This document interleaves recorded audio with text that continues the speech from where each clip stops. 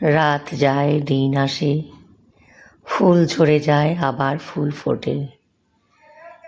এই সেদিন মানুষটা ছিল, আর আজকে দেখো বাড়িতে শ্রাদ্ধ বাড়ির প্যান্ডেল। আমার মেয়ে এই হোস্টেল থেকে বাড়িতে এলো, আমার মাও খানিক পরে ঢুকলো। আমার হাজব্যান্ডের সব বন্ধুবান্ধবরা এসছে, তাকে নানা রকমভাবে সাহায্য করছে। আর আমরা এই যে বাবার ছবির সামনে শাশুড়ি মা, আমি, আমার মেয়ে বসে আছি।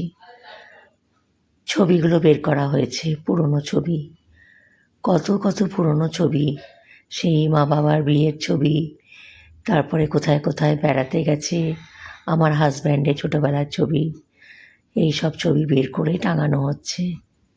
আমার শ্বশুরমশাই ভালো কবিতা লিখতেন, সেই কবিতাগুলোকেই এরকম কাগজ ভাঁজ করে করে লেখা হচ্ছে।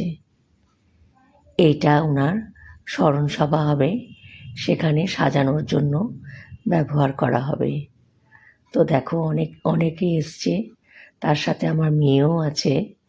ওরা অনেক রাত হয়ে গেছে, কিন্তু ওরা এই কাজগুলো সবাই মিলে করছে, যাতে এগুলো স্মরণসভার দিন সবাই বাবার লেখাগুলো দেখতে পায়, পড়তে পারে, এইসব কারণে। তো চলো আজকে এখানেই রাখি।